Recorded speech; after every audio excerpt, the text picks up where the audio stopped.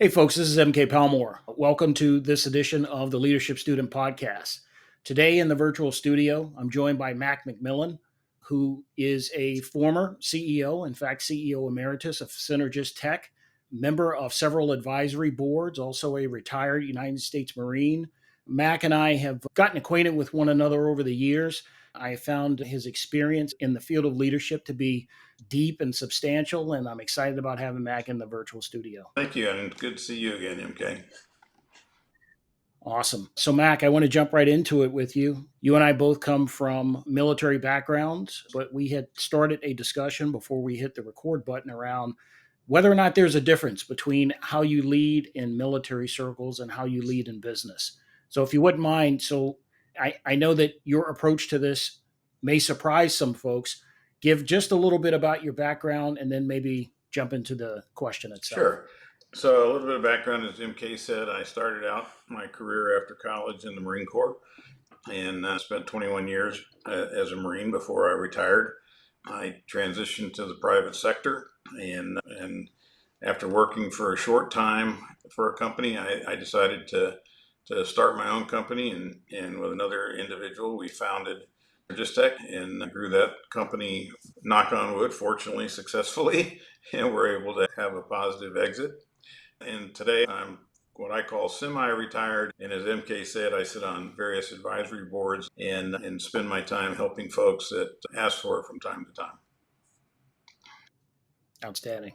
And military style leadership in business. Seamless for you? How would you describe the For difference? me, it's seamless. I don't really believe that I changed the way I lead, or I have led, both from whether it was military or for my private sector time.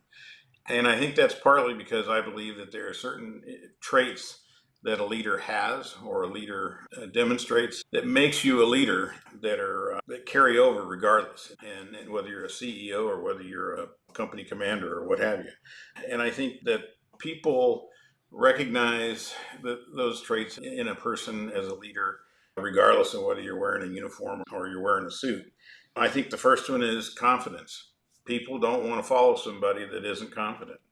I think another one is what I call deliberateness, meaning they want you to be consistent and deliberate in what you do. They don't like wishy-washy people to follow. Where is he today? Who's he going to be? Fairness. And fairness is not necessarily fairness in terms of a situation. It's fairness across the board. And understanding that sometimes you may have to make hard decisions that seem rather harsh, but they're for the betterment of the entire organization. And that's what a leader has to do. A leader has to understand what's good for everybody, not just good for one person. While they may have compassion for the individual or for the situation, they still have to look out for the integrity of the group, or the integrity of the entire herd, so to speak, if you will. Integrity is a big issue, right? If they can't trust you, if they can't believe in what you're telling them, it's very hard for people to follow you, right? It's just that simple. And I talked about compassion there for a second. I think compassion is huge. People have this idea that in the military there's no compassion. I beg to differ. I probably shed as many tears as a Marine as I did as a civilian in terms of situations that touched my heart or touched me as an individual with respect to the people that I was leading. We care very deeply for the folks that we lead in the military. And I care very deeply for the folks that I led in my civilian capacity. And I think compassion is important. And they know if you have compassion, they'll know in a heartbeat whether you really care. How do you know your people? Do you know who anything about them? Do you know where they went to school? Do you know who they're married to? Do you know if they have children? If they like certain things or not? Do you talk to your people? Do you spend time with them? And they can sense it. They can feel when that's genuine, and whether or not you really care or not.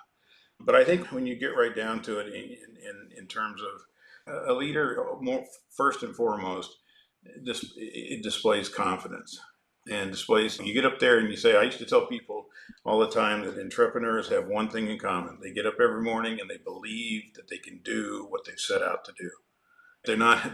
Because there are times when you start a business where there's rough spots, or where you can't pay yourself a salary because you got to take care of everybody else, or whatever the case may be.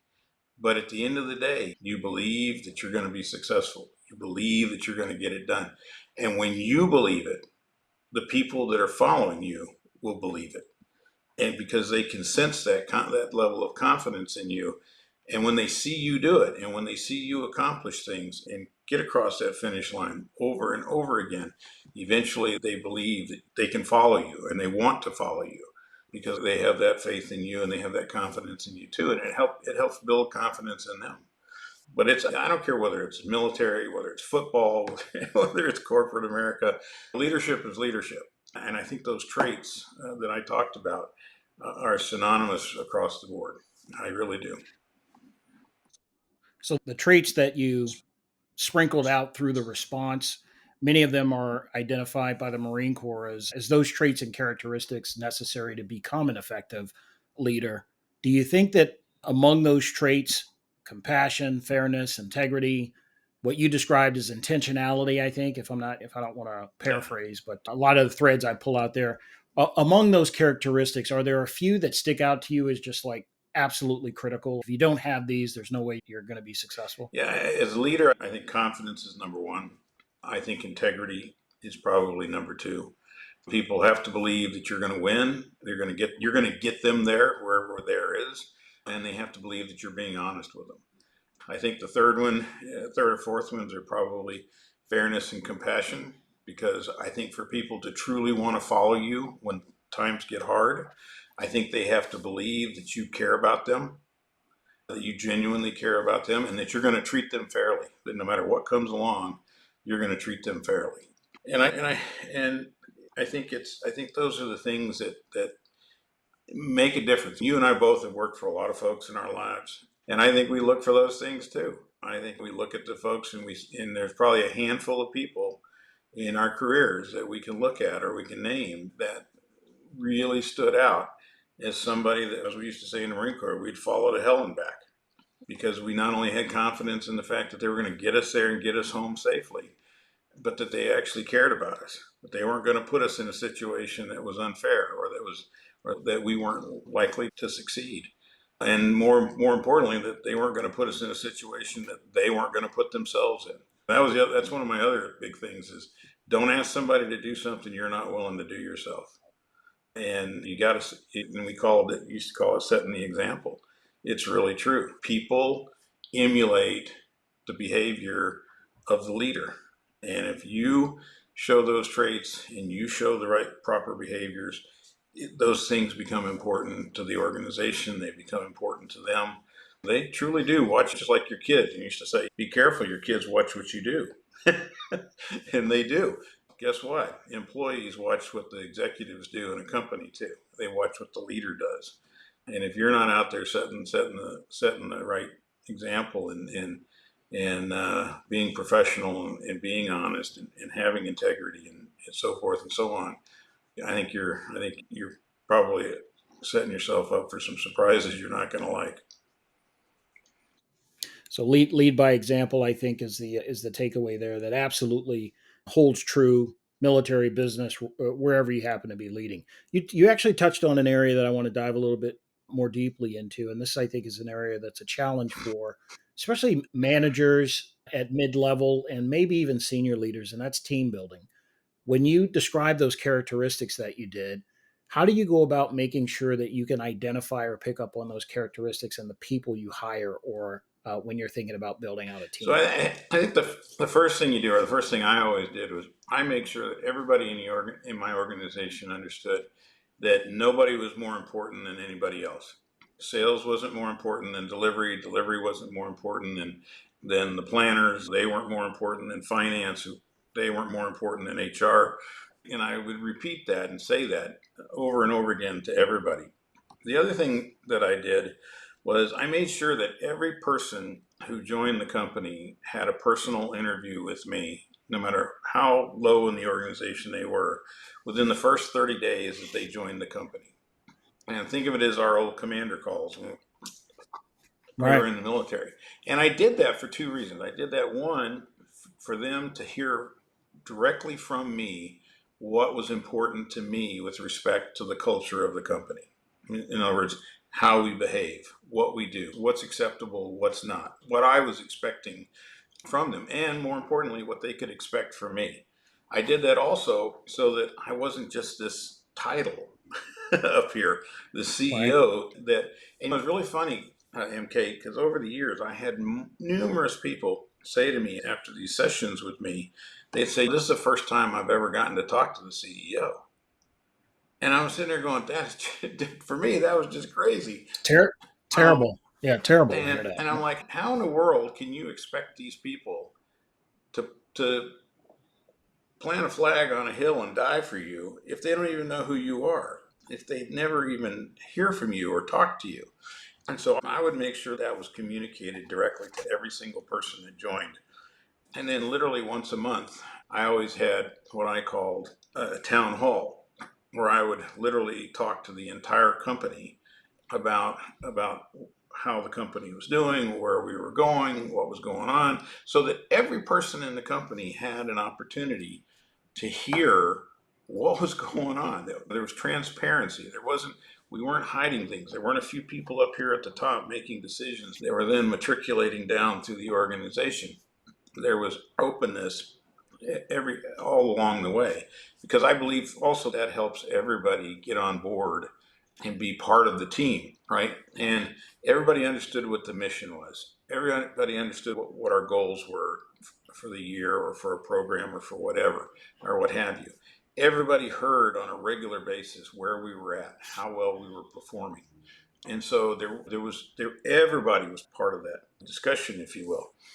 And then the other thing I did uh, was when we would do things, regardless of what the activity was, there was, in my mind, if it was a marketing activity, then marketing owned it. And we would say, go to a show, if you will, for instance. And my marketing people generally were fairly junior to their peers in the company in a lot of respects. But it didn't matter. The thing that I told everybody was, I said, look, when you go to this event, you're all working for her, or you're all working for them. They're going to set your schedule. They're going to tell you when you need to be in the booth, or when you need to do this, or when you need to do that. And you are going to comply. You're going to do that. Just like when you go out and we're delivering, whoever's in charge of that team delivering, they're in charge, and everybody's going to follow them. Everybody's going to support them. And so it builds over a period of time. It builds this culture where everybody believes I'm no less important than anyone else, because I'm not ever Right. treated that way. And you give those, and I always would, communication to me was a big thing.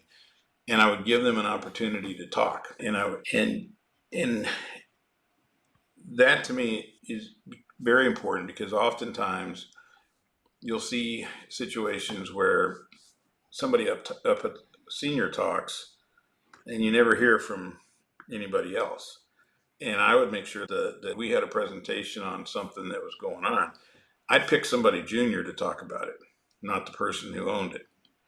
That did two things for Right. me. One, it helped I love that. elevate everybody and build that Mhm. feeling that I'm just as important.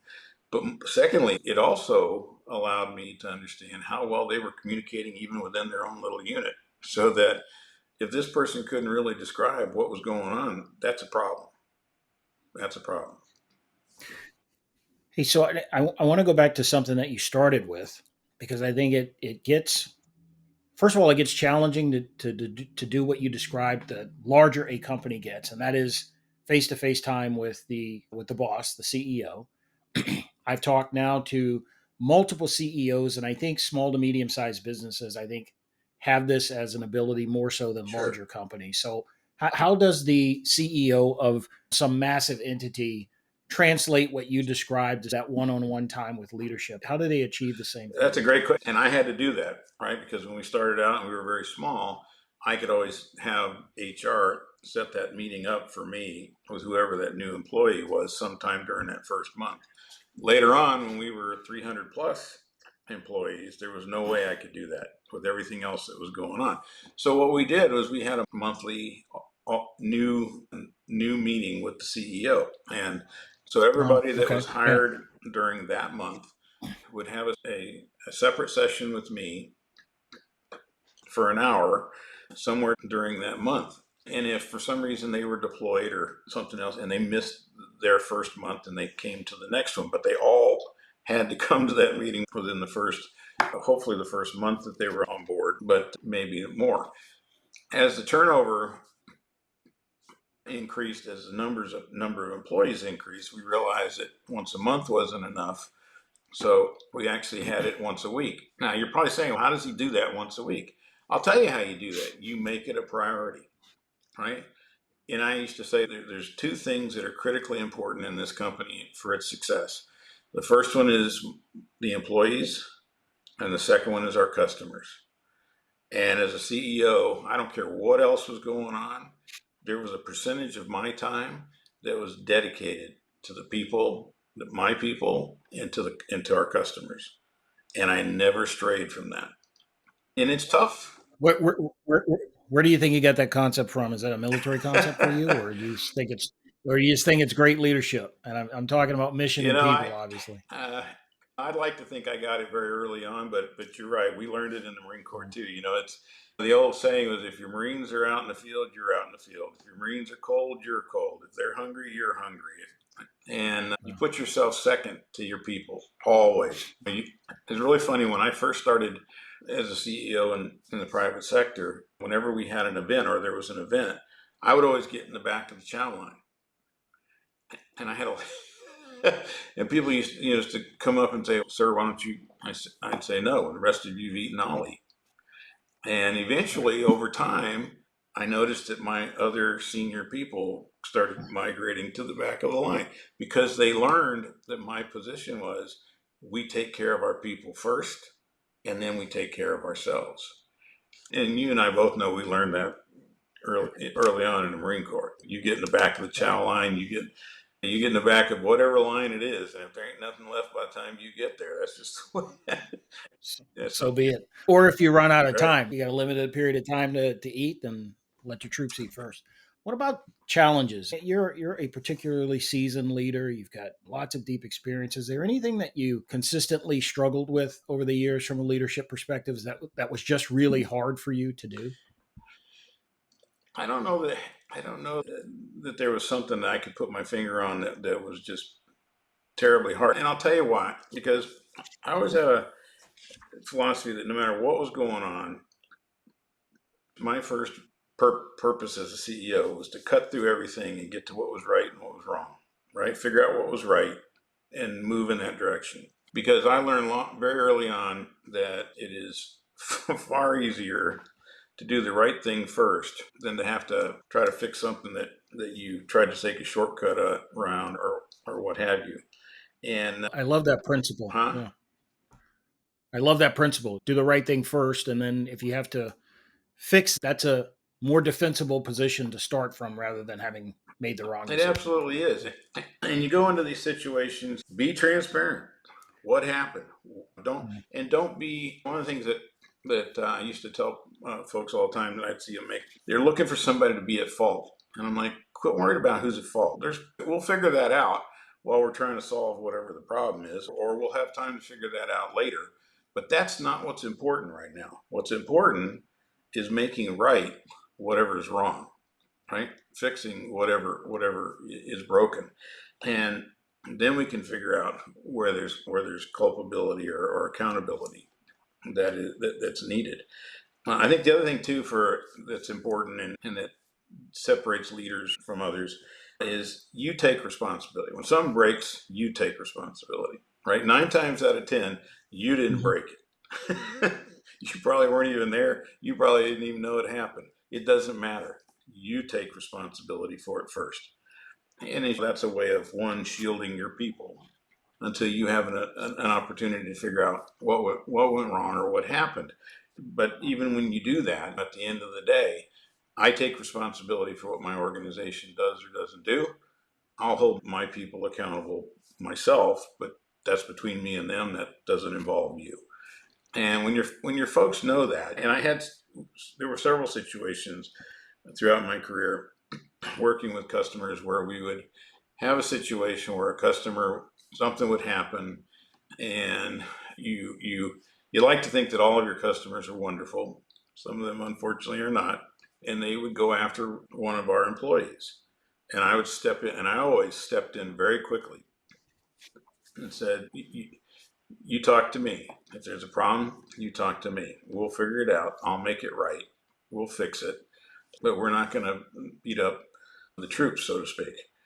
And leaders will do that. Leaders will put themselves in front of the bullet, right? Put themselves between their men or their women and whatever's coming at them. People that aren't leaders aren't going to do that. They don't put themselves in front of what's coming. And your people respect that. And when they know that you're willing to do that, when they know that you're willing to step in front and take that first blow or whatever, then they're more willing to follow you and do the things that you need them to do when you ask them to, because they know you're going to be there for them. But it's So good. Yeah, no, I was going to say wonderful concept, certainly fantastic in practice if you can achieve it. I'm wondering how then you deal with performance issues, like when you really see a consistent lack of performance. At some point, the leader, yeah, you can step up and say, "Hey, I got this handled," or I was at fault, not my team. Let me figure this out. But at some point, maybe there's a performance issue. How do you make sure you're not just taking the bullet unnecessarily and making sure that if someone's underperforming, you're giving them those cues that they may need to step up a bit? Yeah. So again, don't misunderstand me. That being willing to take that initial round and give time to figure out what happened is not the same thing. It's not synonymous with not holding people accountable. Sometimes things just happen, and that's a learning moment, right? Sometimes things happen because somebody failed to do something or somebody did something wrong, and that's an accountability moment. And you have to hold people accountable.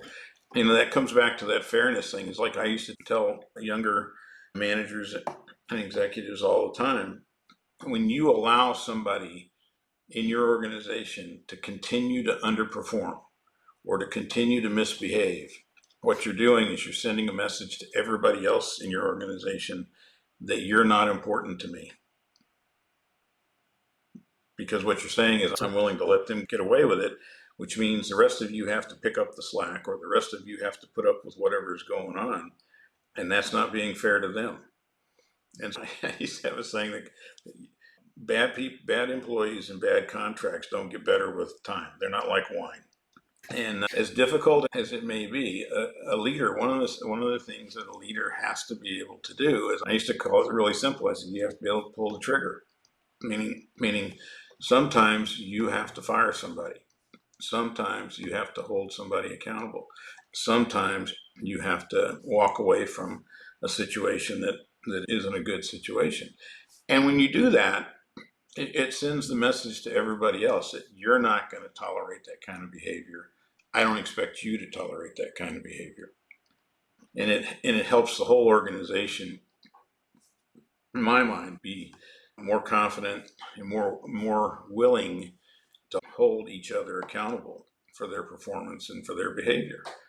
And that's a big one, because you and I both know you can have things going on in an organization that aren't appropriate or aren't professional. And if you as a leader don't take whatever that is and handle it, you basically are sending the message to everybody in the organization. But that's okay. You can do that. You can get away with it. From your perspective, having spent as many years as you did in the corporate settings, how do you think the subject of leadership is viewed, generally speaking, across corporate America in terms of its relative importance to outcomes, and maybe generally speaking, how folks view leadership at both senior and mid-level management? From an overt perspective, I don't think that it's given the attention that it deserves. Meaning, the one thing that I was disappointed in transitioning from the military to the civilian to the corporate culture was that for the most part, especially in small organizations where you don't have a lot of the infrastructure and whatnot, leadership is not something that's taught. Leadership is not something that is trained. And leadership is a journey. it starts down here, and you're given the basics of leadership, and you begin to do those things and emulate those things. And then over time, as your education and your experience grows, your ability to lead does as well, because you become more deeply, you begin to understand those traits more deeply and how to apply them. But somewhere along the line, you have to be taught the difference with what leadership is and what it means. And and it doesn't exist, unfortunately, in the corporate world across the board. And so one of the things that I used to do in the company was I used to take my folks, especially the junior ones, and we would have these discussions about what a leader is, about what leadership means, and what those values are, and why it's important that we do those things. And I would incorporate that into those monthly town halls that I had with them as well. And I think that intuitively, it's very important to them, because they know that the success of an organization is very much connected to the ability of whoever's leading that organization. And they sense it in their core, because they understand those traits inherently, whether they've actually thought of them as a set of guiding principles.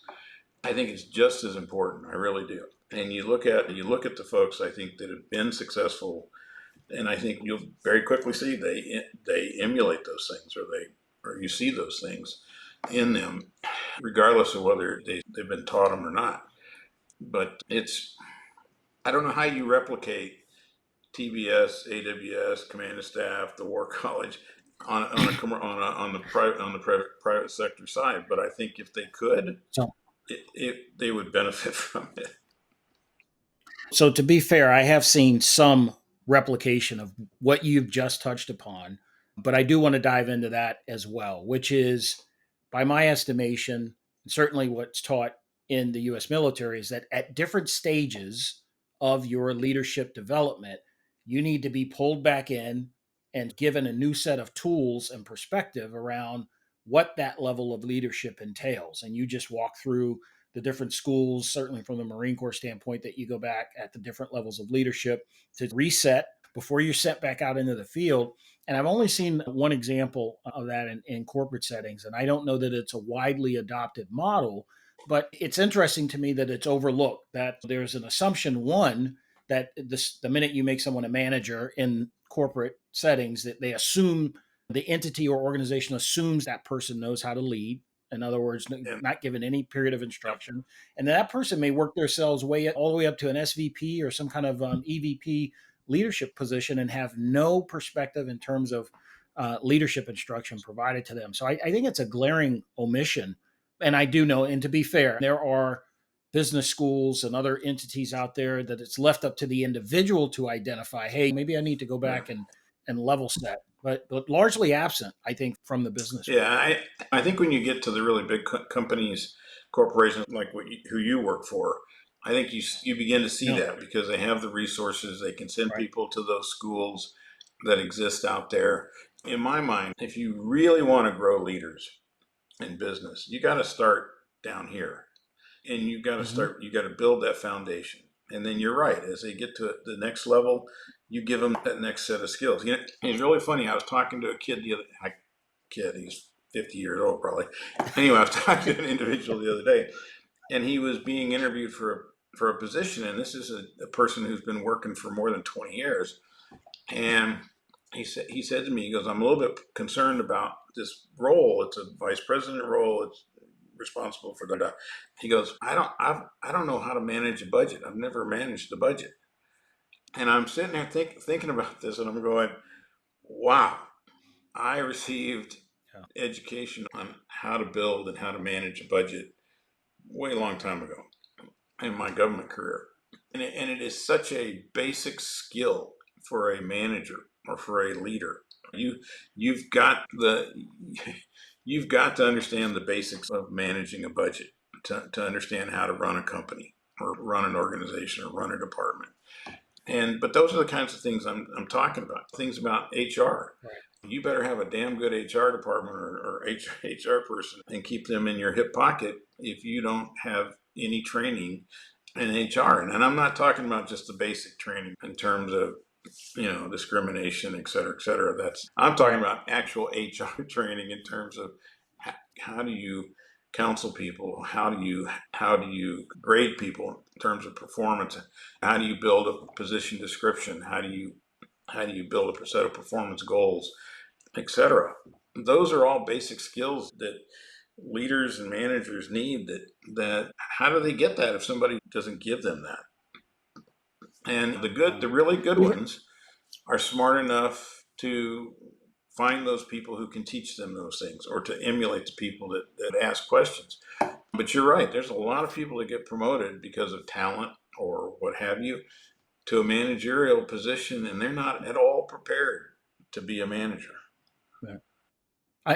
Oftentimes I think there's a disconnect between individual performance and the ability to lead Oh, teams. absolutely. Sometimes there are people who are just rock stars individually, like they can get it done, but they may not necessarily be the best suited to lead a team. It's interesting. Are there other disconnects, I think, in the business world that you see in that regard? Like where you mismatch or you mislabel or identify what you think might be a skill, and then Sure. subsequently it You doesn't. actually brought up a good one, because a lot of people will see a person that's really talented at doing something, a doer, and they'll want Mhm. to promote them because they'll think they're really good at it, then they're going to be really good at leading. And that's just not the case. And they don't take the time, or they don't understand that there's very different muscles that are used in leading than there are in do. I used to tell people all the time, okay, do you really want to be a leader? If you really want to be a leader, then you are not going to do what you're doing today. Whatever it is you grew up doing, that's not what leaders do. Leaders manage Yeah. people, they manage budgets, they manage relationships, they manage contracts, they do all kinds of things that have nothing to do with whatever they did when they first started out. And you spend, unless you have to, and there's some people who don't want to do that, right? They like being the doer. You saw that in the bureau. I Right. know there are guys that decided, I don't want to go Absolutely. I don't want to go and become an AD. They wanted to stay a supervisory special agent and do investigations, right? Yeah. And you had the ability to do that. You I could do that. yeah, You you could stay could. in that track, and that was smart on the bureau's part, because they said, "Look, this guy is great at what he does, and he loves what he's doing, and he doesn't want to deal with all the administration and the you know what." But there are Right. other guys who do want to do that, or ladies that do want to do that and aspire to do that. And I used to tell people all the time, when you decide you want to be the or the leader of this organization, you need to understand your days. You're no longer a cybersecurity guy. You're no longer whatever it is that Right. you do. Your job is to lead the organization, and you're going to spend 90% of your time doing things that have nothing to do with what we do as a company. And the Right. 10% of your time that you get to actually run around with the troops and do that stuff, and do some of that stuff, you're gonna cherish, because you're getting back to your roots, and you're gonna love it. But that's not what you're getting paid to do anymore.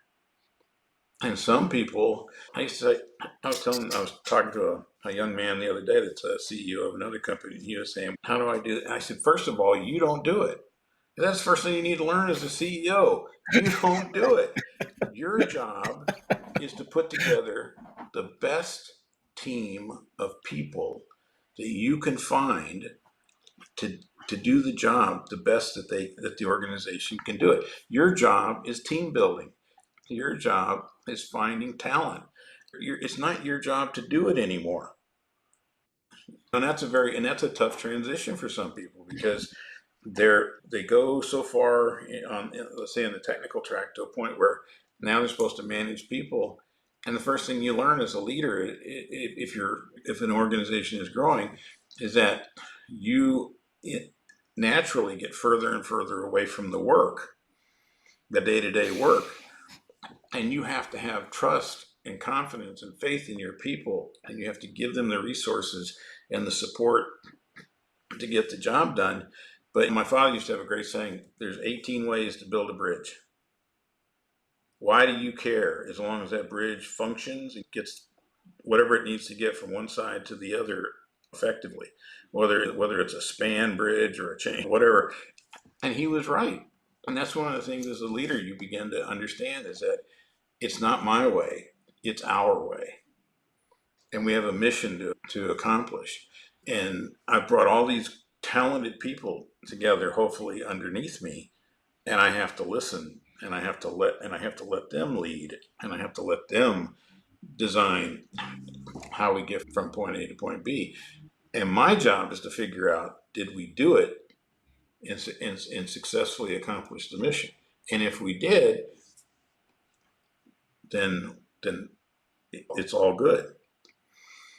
And all right, I am not as skilled an interviewer as I thought because it took us 36 minutes to get to this, the meatiest part of the conversation, which I think is the gem, takeaway for the audience, which is the transition from being a doer to a leader can be an obstacle for some people, but also it's good that you recognize as you transition, when you raise your hand or you want to, whether it's through self-identification or whether or not you're tapped on the shoulder and someone says, hey, you're an excellent performer, I think you're ready for that next level. You absolutely need to understand that what got you there is not what's going to keep you there. Like it is then a new performance, a new type of opportunity, which may make up, in some cases, the remainder of your career in that organization. It definitely changes. yeah, it definitely does. Yeah. Outstanding. Mac, that was good stuff. I appreciate you working with me until we got to that piece because sometimes it doesn't jump out at me, but I think we got to it. And that's that again, a gem. Hopefully folks will recognize as they listen to this, that's really the important piece of takeaway among the other gems I think that you offer. Good conversation. I appreciate you coming in. I enjoy it. I think this is something that we don't talk about enough for our folks that are coming up. You didn't ask me a question about mentors. Yeah. A good leader not only has to have mentors and seek mentors to help them be better, but they have to be one, and they have to give back. And I think that's really the difference. People know if you care. They know if you genuinely care about them. And if you do, and you're doing the right things, and you're focused on doing things that are good for the group, they're gonna respond to that. Awesome. I think a fantastic conversation. Mac, I appreciate you coming into the virtual studio, the Leadership Student Podcast. Folks, that's it for this episode of the Leadership Student. I hope you enjoyed the conversation, and we'll see you guys the next time around. Thanks.